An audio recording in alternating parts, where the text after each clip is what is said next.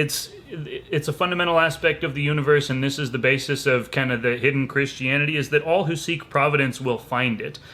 And, what's beautiful to me personally is seeing how many people over the last few years have found that seed of the soul and have realized a new sort of religious, spiritual aspect to themselves, reintroducing themselves to Christianity, not because all of a sudden they think Jonah got eaten by the whale, literally, but because they realize that there is an internal structure to the faith that is beneficial for the individual and the collective. Again, that in absence of religion, we don't have anything be better. So we might as well be religious, even if we have our, qualms and reservations about the validity of the literal text, right? And those who are acting in alignment with the Spirit of God, these are angels on the planet. These are basically the children of God, the carriers of the true knowledge and the wisdom of God, right? The children of the Son, the children of God. Don't mean to make it a little pagan there, but to me, the Son is the representation of the force of God, right? The Son is not. I'm not worshiping the Son as opposed to God. The Son is a representation of that awesome power of God. And so basically, to me, they're one and the same. Again, Christian Druidry to me has more validity scientifically, consistent wise, than any of the other forms of Christianity. Right? Satan promotes division, oblivion, meaningless hedonism. Right? The agents of Satan are these priests, acting out this priestcraft. Basically promoting this degeneracy, promoting criminal behavior, promoting rap culture, which is rape culture, promoting just Satanism, promoting just pure degeneracy, disrespect for children. James Gunn is up there directing kids' movies, and he literally had 10,000 tweets just jokingly talking about, it's like sexual abuse of children. These people are horrible, horrible, disgusting people. And the fact that anybody on the left or otherwise looks to Hollywood as if like, oh, let's what do these people think about political opinions? Maybe we should base ours off of them. It's like, you guys, it's just, again, a testament, part and parcel of how insane these people are and how utterly morally rudderless they are, that they'll take spiritual and moral guidance from satanic pedophiles who have never produced anything worthwhile except for acting in a movie, right?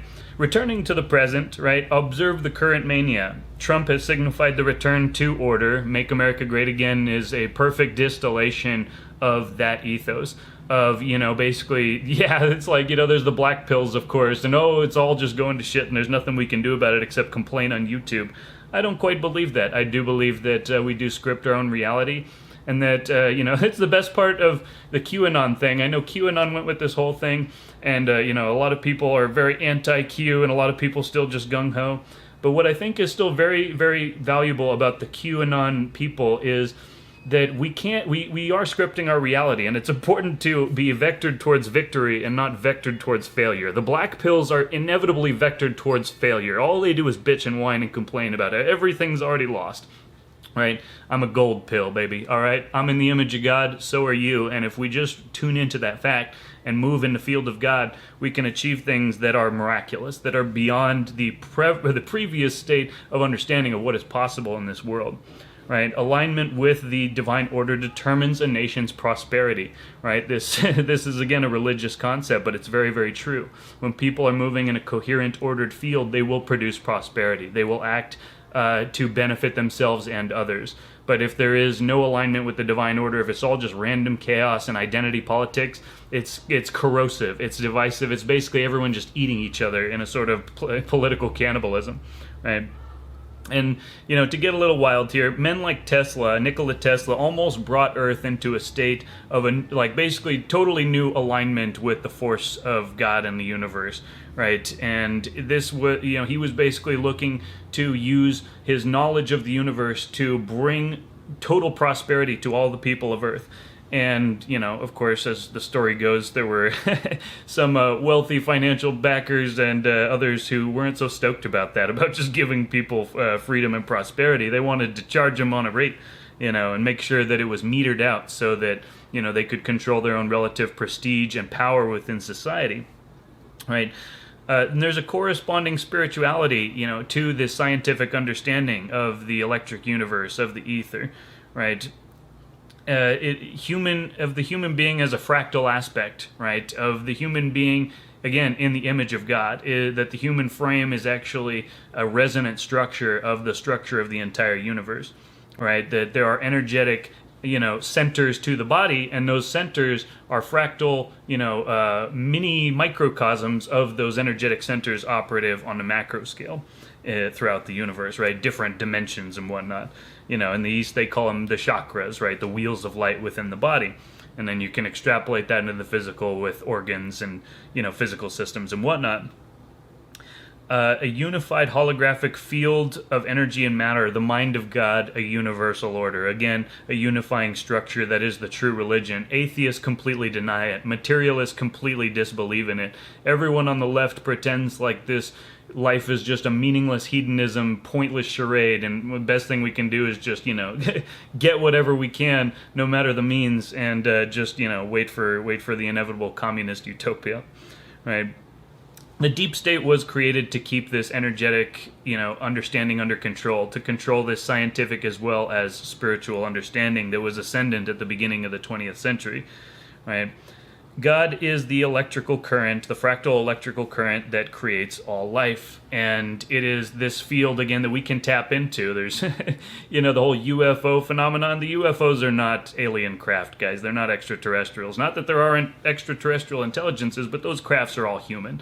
And it was, Tesla and the work that he was working on that basically brought that technology to the forefront. It's now being hidden from us.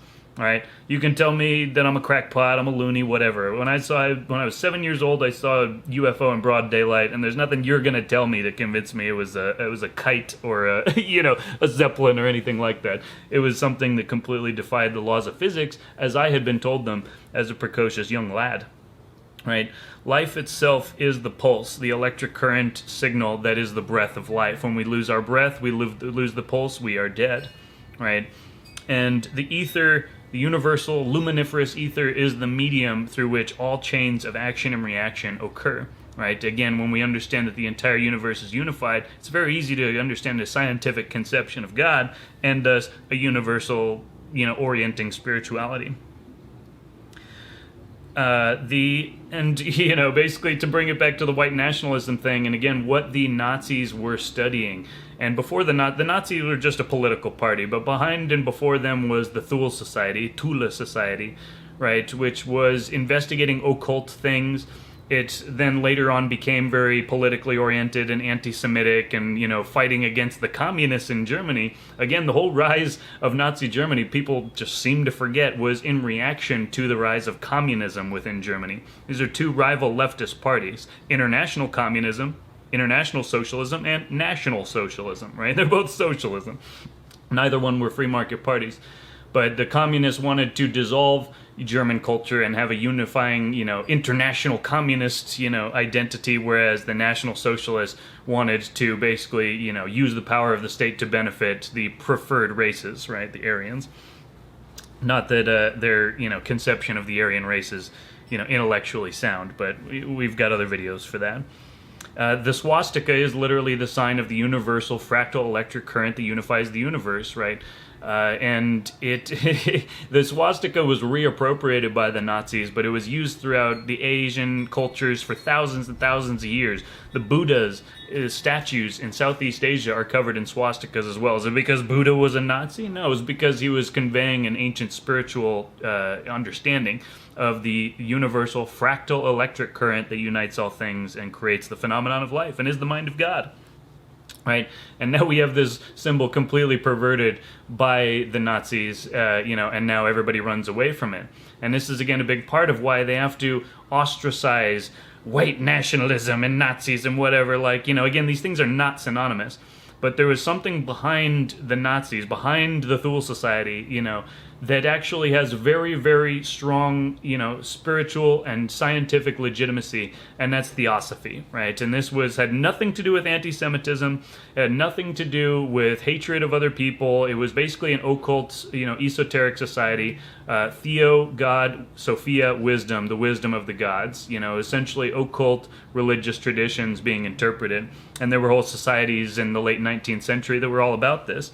Some of them got a little, Germanic and focused and oriented, and then they used that to become a very nativist, radicalist, Nazi party, essentially. But, again, they want to ostracize this whole category because they're very afraid of people studying these things like theosophy in detail, right? Because this will free people from the spiritual, chains that they have been shackled with, right? The Freemasons and the other secret societies, they observe this same occult hidden reality. And, these cultures, in possession of the truth themselves, they create a whole mass culture, which is purely contrived to serve as a distraction for the people away from these higher spiritual truths that would actually unlock them from their chains and let them know that there is a reality of universal life and the existence of God.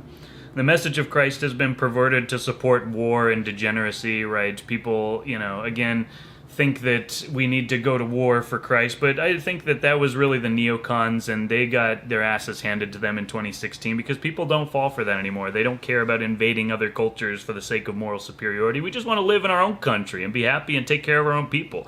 And we're called racists for wanting that. You're not a racist if you want to blow up the rest of the world and kill all the brown people with missiles and bombs.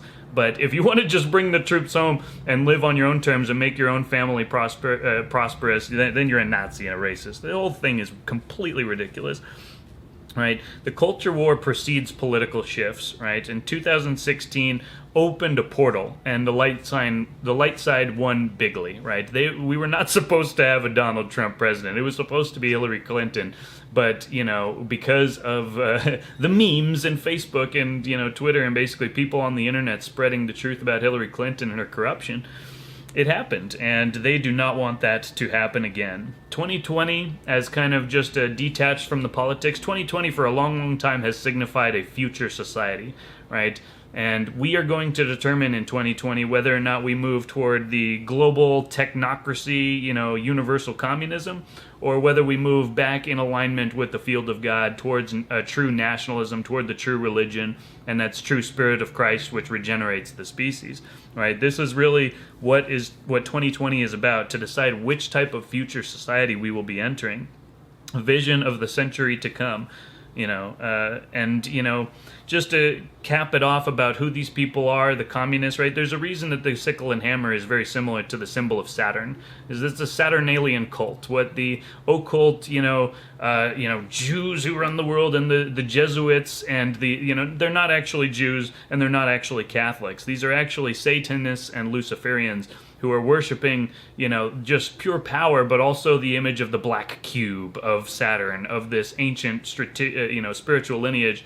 And we'll get into other videos. I've already talked about that, why Saturn specifically is the focus of this cult. But suffice to say that the correlate of Saturn is dead inside, is lead, is black, right, is the cube.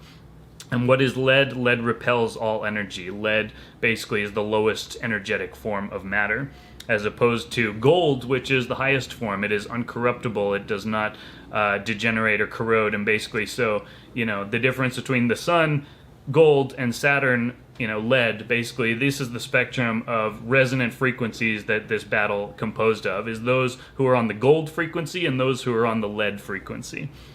Just another correlate of the battle that we're seeing. Babylonian Talmudism, Satanism, Marxism, artificial intelligence, materialism, vaccines, drugs, death, and slavery. These are the hallmarks of the cult of Saturn. These are the hallmarks of communism. And these people want to bring it to you in a nice little rosy package saying, oh, it's for social justice, and oh, we're protecting the children, right? Nothing could be further from the truth. But, this is what they have to do in order to get half-witted people in order to buy it. And again, probably why they want to vaccine injure the entire population, because when you got a certain amount of aluminum, as well as fluoride and GMOs in your brain, you can't even think clearly enough to identify that you're being hoodwinked, that you are completely being hypnotized and mind-controlled. A person who is cognizant enough, who is connected to their own sense of life force, to the God energy, to the Christ energy, they can see these control grids taking place and they will act to nullify them and remove themselves from it. So again, they need to remove people from true religion. They need to poison people's brains and dumb them down so that they won't notice that they've got a rope slipped over their neck and they're being led to slaughter, right? The true religion of ancient European societies was the worship of life, family, memory, achievement, balance, responsibility, true love, continuity, our story of our species and our family and everything that we've struggled to do to get to this point, this wonderful, prosperous society. As much of the shenanigans as it has, we've battled our way to get to this point. And, Game of Thrones is a fictional TV show, but in a certain sense, metaphysically, it does describe the endless slaughters and battles and struggles and power games that we've endured to get to this point.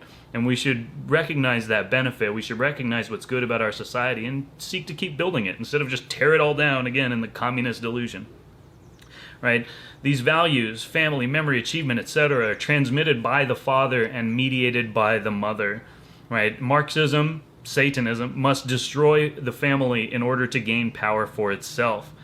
Because as the family structure is part of the true religion, it is part of the structure ordained by God, it stands in the way towards the acquisition of artificial power on the part of the priestcraft, right, of the Saturnalian cult. So they need to destroy the real, true religious aspects of family and culture and life and respect for others, and in order to pave the way for the universal, we're all equal communist delusion, right? The defense of life and family is now considered far right-wing. So, this is really the thing. White nationalism really is just people who love their family and love their culture and have patriotism and don't want to see America become communist. That's what white nationalism means today. So, white supremacy, again, connotes a specific thing. There are people who are white supremacists, and this needs to be borne out. Just talking about racial IQ differences does not make you a white supremacist, okay? Because if that were true, then, basically all the people who talk about it would be Asian supremacists, because Asians have the highest IQ. But the truth is that there are some people who do believe that other races are inferior, and they have hate in their heart, and they want to dominate other people. Again, the problem is not notifying or noting IQ differences between the races and other differences. It's that hatred in their heart. I acknowledge that there's difference between the races. It's insane to suggest otherwise. We're different heights. We're different, metabolism. We have different hair color, right? Why would we not have different, statistical differences in cognitive ability?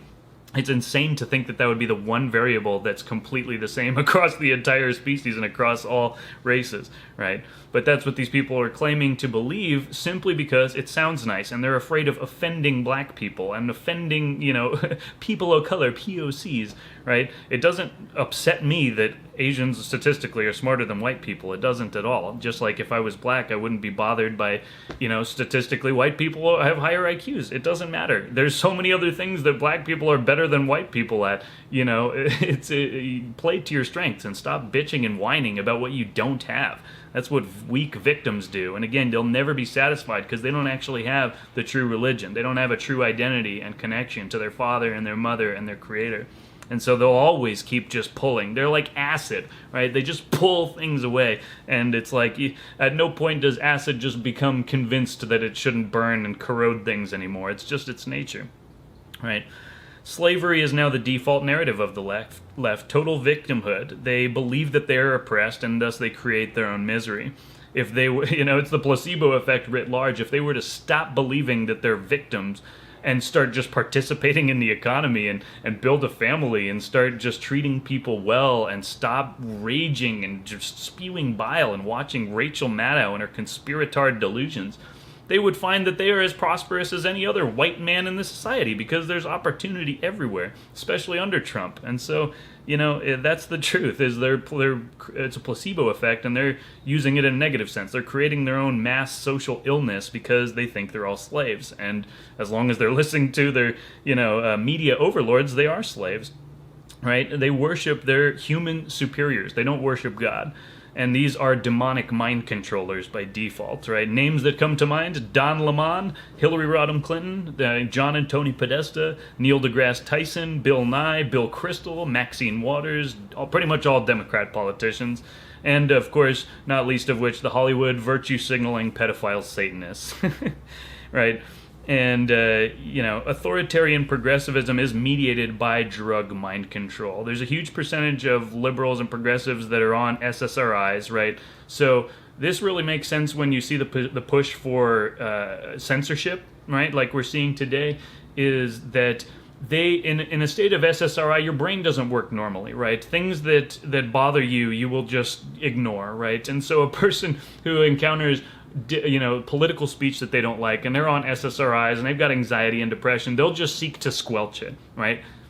The logical and rational principles of freedom of speech don't have any meaning to them. It's just, I don't like it, push it away. Like, they're basically illiterate, brainwashed people thinking that they're super intelligent, and Trump's just a big dummy head. But the truth is anything but that. Is that Trump is actually one of the smartest men the world has ever seen, and the fact that everyone thinks he's dumb only indicates how stupid they are. Yeah, he's so dumb that he got elected to the presidency after becoming a billionaire, right? So dumb. Right? And this is, again, the psychological difference between the right and left. I've pointed this out many times, but, I don't think many people realize how valuable an insight it is. The people on the left are right brain dominant. They are basically dominated by feelings and sensations and perceptions of relative things, not absolute values, right? So in general, and I'll post a link to this, liberal people are far more likely to have anxiety and depression, as well as lower goal-seeking and, order in life. Right. Whereas people on the right, they are left brain dominant. They are very much about order and coherence and, the actual answer. Liberal people think that they've got the monopoly on science. They don't. They don't at all. They have a narrative that pretends to be science. Actual knowledge is held by people on the right who are actually evaluating reality objectively and using words with objective definitions, not just making shit up on the fly. Right? That's how actual knowledge is arrived at. Mathematical understanding of the value of our terms and, discussing it, coming to what cannot be falsified. And the truth is, God is not a myth. God is the ultimate of that which cannot be falsified. Because as long as life exists, that in and of itself is the only necessary proof that it's true. Facts don't care about your feelings, as Ben Shapiro likes to say, but also the converse is also true. Feelings don't care about your facts. There are people on the left, millions of them, who do not care about facts. Again, they think they've got facts. They've got their cherry-picked pseudo-facts that are handed to them by their cult members in the party, right? But they don't. They don't have any actual objective knowledge because they can't even understand the meaning of words. Leftists will play video games. Leftists like Destiny will play video games all day and then go forward to tell the rest of the world what reality is. It's so insane that anyone could have such hubris. And then at the same time, liberals like Destiny will say that everyone else is an idiot and they're not an expert and they don't have the studies. Says the guy who's playing video games all day long. Give me a break. Conservatives live in reality and get chastised for doing so. To say that there's two genders, to say that men are stronger than women on average, or at least that they have different physiologies, to say that basically, people having a right to defend themselves is not tyranny and is not something that should be taken away. Freedom of speech is not something that should be taken away, but they don't live in reality. They want to change reality to be what they think feels nice. And that is why they will lose. They are perpetually at war with reality, and they will always lose. Like playing tennis against a brick wall. I don't care how good you are at tennis, the wall will always win. Life is light is order. Death is a roving illusion. So ask yourself each day when you wake up, am I on the side of life today, or am I basically just circling the drain of death? Because just how you think about that and how you think about yourself is going to be a major determinant of what your actual results are. I am very glad to say that things are going very well for the Thunderslice clan these days. That's why I've been a little busy. I haven't made a video for the last 3 weeks, but I'm very glad to see things in my life going well. I'm very appreciative of the factors that allowed me to get here. And I want to help bring that to other people. I want to bring that vibration because I see a lot of shenanigans out there and a lot of just dumb stuff. And, I'd like to balance it out where I can.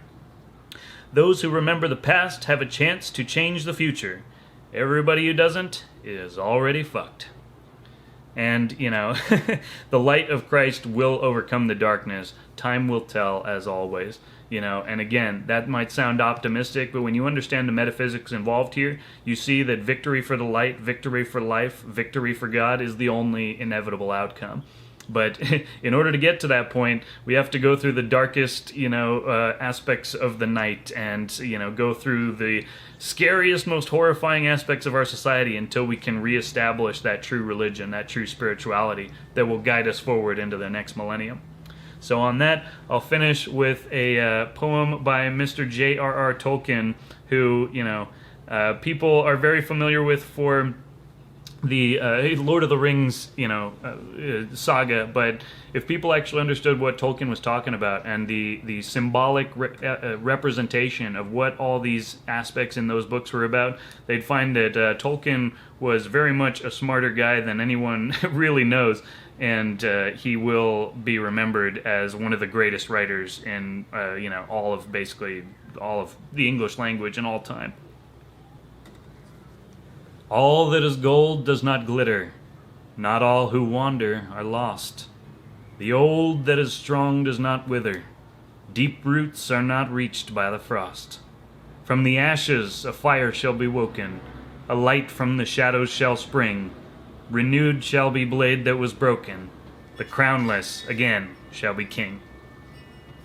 And on that note, I'll leave you guys. Hope that was a good video for you. Hope you got some wisdom out of it. I might chop it up a little bit. It's probably a little long one. But anyway, had to get all that out there to really talk about what is white nationalism. If they're going to basically start banning people from the internet, and if they're going to say this is the hill that you're going to die on, well, then I'm going to pick up my sword and I'm going to fight for that hill. If you want to call me a white nationalist because I love my people and I believe in freedom and I believe in the First and Second Amendment, I want to share that with all people of all races. I want them to be able to come into this country based on merit, knowing that they understand and love the principles that this country was founded on. There's no problem with people coming in as long as they love us and love our people. But I'm not going to apologize for being a white man, not now, not tomorrow, not ever. Because I have done nothing to oppress or enslave other people. I'm trying to help them.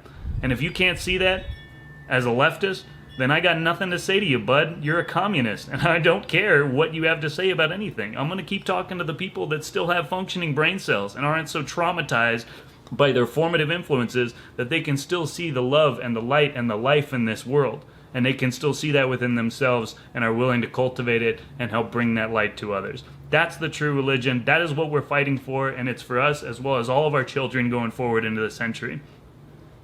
That's my video today. I hope you're all having a great week, a great life, and I'll see you next time. Cheers.